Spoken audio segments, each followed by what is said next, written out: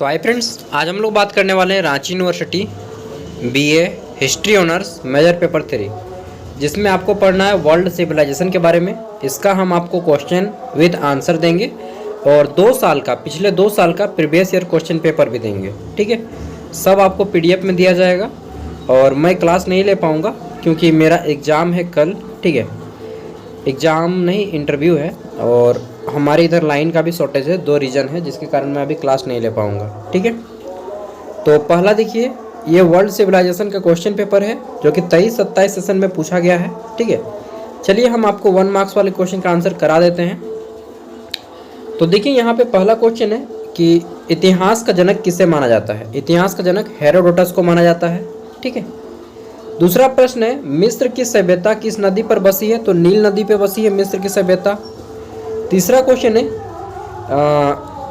Iliad नामक जो ग्रंथ है, इलियड एक बुक है, इसको किसने लिखा है। तो इसको लिखा है होमर ने, HOMER। होमर व्यक्ति का नाम है, ग्रीस का नाम है, ग्रीसन व्यक्ति। तो होमर ने इस बुक को लिखा है। चौथा है हमारा पेलो आई क्या बोल दिए जी नहीं पूरा वर्ड पढ़िए, पेलोपोनेशियन। ठीक है, ये 2 वर्ड जो पहला है मतलब इसका वर्ड तो एकदम अजीब है ना। तो पेलोपोनेशिया युद्ध जो है, युद्ध किस यूनानी ने जीता था। तो इसका आंसर मुझे नहीं बन रहा है, किस यूनानी ने जीता था। अगला है, रोमन एंटीक्विजिट नामक ग्रंथ किसने लिखी। तो रोमन एंटीक्विजिट नामक ग्रंथ किसने लिखे, ये भी मैंने नहीं पढ़ा है। ठीक है, तो ये आपके 1 मार्क्स वाले आए थे। उसके बाद 5 मार्क्स में आया था कि कन्फ्यूशियनवाद क्या है और सोलेन के सुधार। ठीक है, इसके छोटा छोटा नोट लिखना था। उसके बाद यहाँ पे हमारा जो प्रश्न नंबर है 15 मार्क्स वाली, इसमें पहला क्वेश्चन है हम्मुराबी की उपलब्धियों पर प्रकाश डालें। फिर है आपका क्या क्वेश्चन है, तो अगला प्रश्न है आपका अखनाटक की धार्मिक नीतियों का वर्णन करें।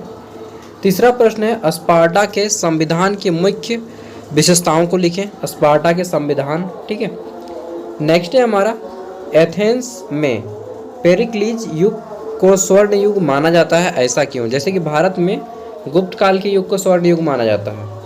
ठीक है, अगला है रोमन साम्राज्य के पतन के कारणों को लिखें, ये अच्छा क्वेश्चन है।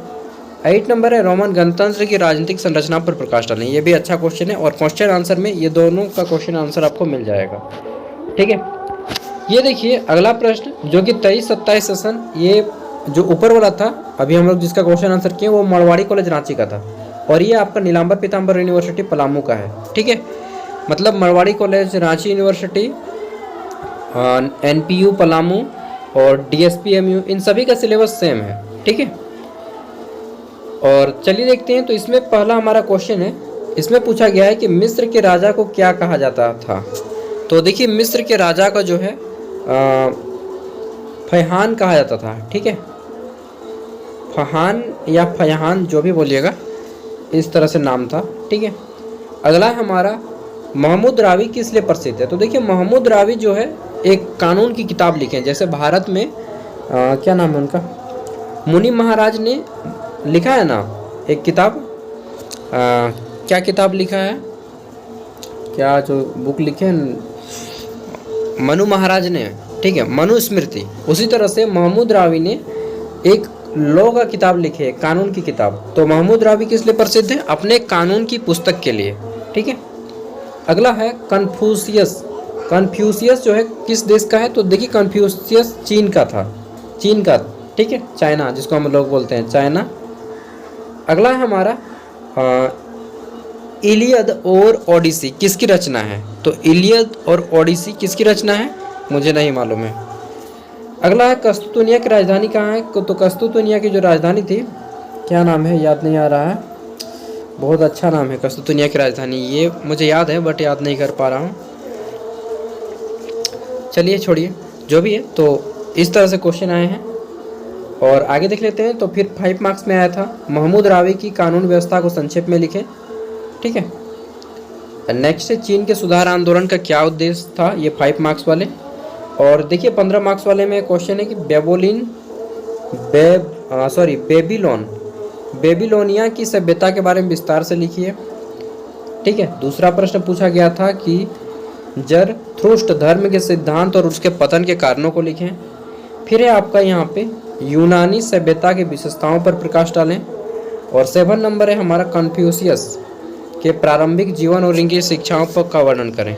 ठीक है, लास्ट 2 क्वेश्चन है रोमन साम्राज्य का पतन के कारणों को लिखिए। देखिए ये जो क्वेश्चन दोनों में पूछा गया है। और फिर रोमन साम्राज्य के धर्म की विवेचना करें। ठीक है, तो रोमन साम्राज्य से 2 क्वेश्चन आएंगे, बाकी ये सभी से आपके अलग अलग क्वेश्चन आते हैं। ठीक है, और ये जो मैं क्वेश्चन आंसर दिया हूँ आपको, इसको सॉल्व कर लीजिएगा, इस पे भी क्वेश्चन आएंगे। ठीक है, तो इतना अगर आप करके जाते हैं तो आपका एग्ज़ाम मतलब समझ लीजिए कि अच्छा ही जाएगा। देखिए ये सभी क्वेश्चन आपको यहाँ पे मैच किए हुए मिल जाएंगे। ठीक है, तो इसको पढ़ लीजिएगा। देखिए मेरे पास टाइम नहीं है दोस्तों, मुझे भी पढ़ना है और अभी कंप्यूटर में प्रैक्टिस भी करना है थोड़ा सा। मालूम नहीं कल कैसा जाएगा एग्ज़ाम, इंटरव्यू यार। ठीक है, इसका PDF आपको वीडियो का डिस्क्रिप्शन में मिल जाएगा। सब कुछ 25 पेज का फ्री में, सब कुछ फ्री में। ठीक है, आपको पैसा अभी नहीं लगेगा, पैसा मैं लूँगा 10 रुपया बाद में, और जिस दिन लूँगा उस दिन बता दूंगा। ठीक है, अभी फ्री में पढ़िए, सब फ्री है। अपने दोस्तों तक भी शेयर कर दीजिएगा, बस वीडियो को लाइक कर दीजिए और अपने दोस्तों तक भी को शेयर कर दीजिएगा। ठीक है, जिनका जिनका हिस्ट्री ऑनर्स है। और आपका सेक पेपर क्या है वो आप बता दीजिएगा। बाकी बहुत सारा सेक पेपर का वीडियो मैंने ऑलरेडी अपलोड कर दिया है। ठीक है, बाय।